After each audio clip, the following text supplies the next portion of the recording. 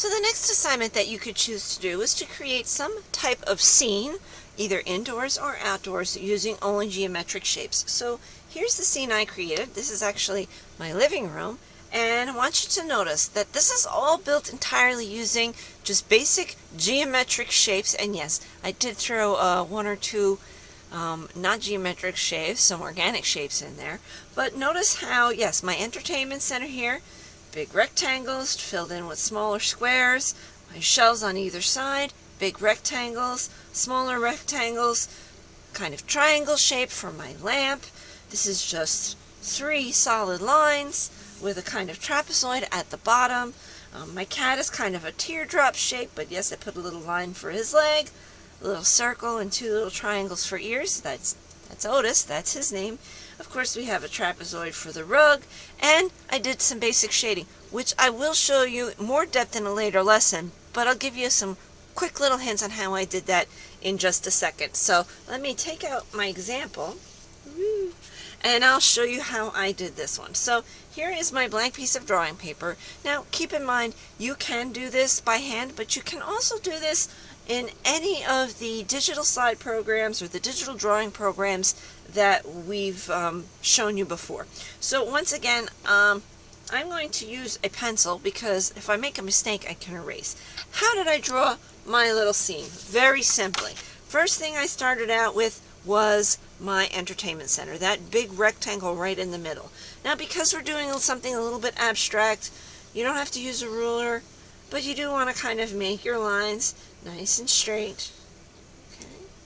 And because I have doors at the bottom of my entertainment center, I went ahead and made some doors, and there's my television, big rectangle, and of course, yes, I drew my little alien from our lesson on organic and inorganic shapes just by making some squiggly lines and then his little alien head. See, there you go. Alrighty. And then above my entertainment center, my husband has a big speaker, so I made a nice big rectangle, and there's my rectangle. And then there's my Verizon Fios box right up there, and I have a little clock on the side. Okay, now some of my lines I made double lines because my entertainment center is a big giant wooden entertainment center, and it's big and bulky. So I wanted to add some double lines in to make it make sure it looks big and bulky. All right, those shelves on the side. Oops, that didn't come out very straight. You know, I'm not looking for perfect straightness, but you know, it does help for the effect. That's why I'm using pencil. Okay, and my other shelf on my other side. These are just big giant rectangles. Anytime you draw, you want to look for shapes that you recognize to make your job just a little bit easier. Okay, so I put some shelves in there as a double line. Now, I don't want you to copy my living room. This is my living room. This is where I live. I want to see where you live. And if you're not doing the inside of your house or your bedroom, then of course you could go outside and take a look outside at some things outside. That would absolutely work. How did I draw my little cat scratching pole? Very easy. Big skinny rectangle, rounded on the bottom, and then rounded on the top, the little extra line there to make it look 3D. Alright, and of course I'm going to erase that stuff in the middle because the shelves aren't showing through, and my cat scratcher toy is wrapped in rope and I wanted it to look like that, so I put some kind of curvy lines there. How did I draw my cat? Oh, let me finish his toy first by putting an oval on the bottom because it does have a big oval where all his toys hang out on the floor. How did I draw my cat? Real easy. I started with a circle. I gave him his 2 triangle ears. I gave him kind of like a teardrop shaped body, and because he's sitting, and I put a line right there, and then of course a nice squiggle for his tail. Of course, if you have a pet, you go ahead and draw your own pet. Don't draw my cat. Unless you want to draw my cat. His name is Otis, by the way. Okay?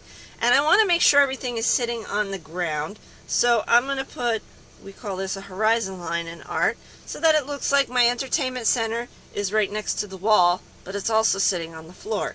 How'd I do that rug? Real easy. Just made myself a nice big giant kind of trapezoid shape. Ooh, I bumped my hand right there and made a boo-boo. Good thing I'm using pencil. And I made it a double line because my rug has a little border around it. But of course, you make it how you want. How'd I do my lamp? Real simple. My lamp is kind of like a triangle on top. Then it has these little curly cues underneath. And then it looks like a column. So I drew some double lines to make it look like my lamp. And I put a trapezoid underneath.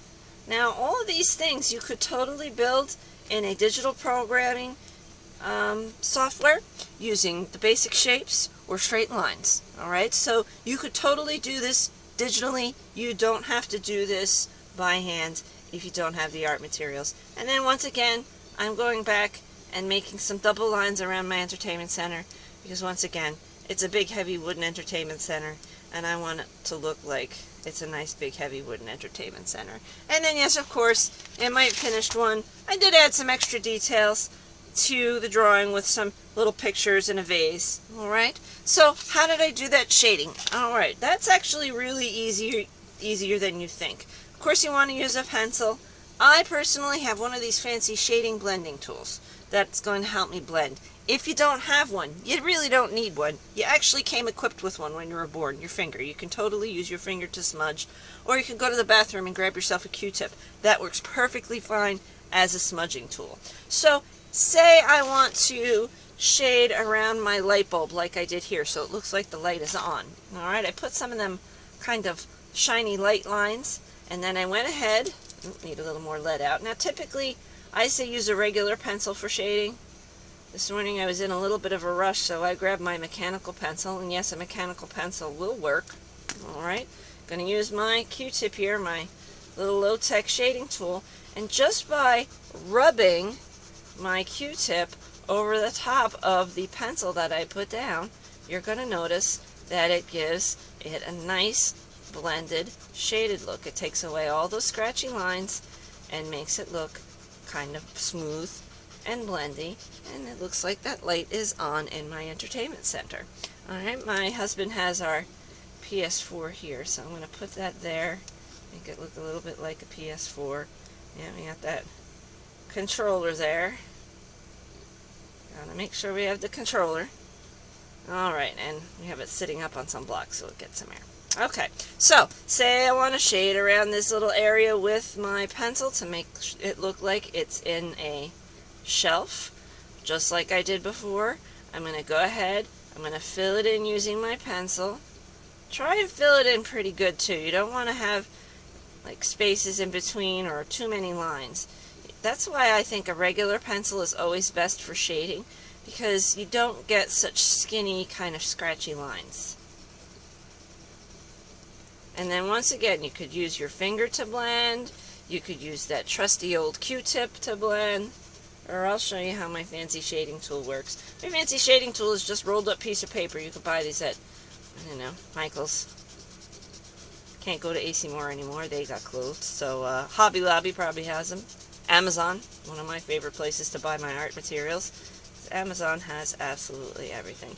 So you would go ahead and go around and shade up your drawing if you're doing the design a scene using shapes, and then when you're done, of course, that's what you're looking for to get something to look like. Now, if you're a person who likes to use color, feel free to use color. That's totally up to you. I'm going to leave it up to you on how you want to either color and shade it. So that is how you would create a scene using basic shapes.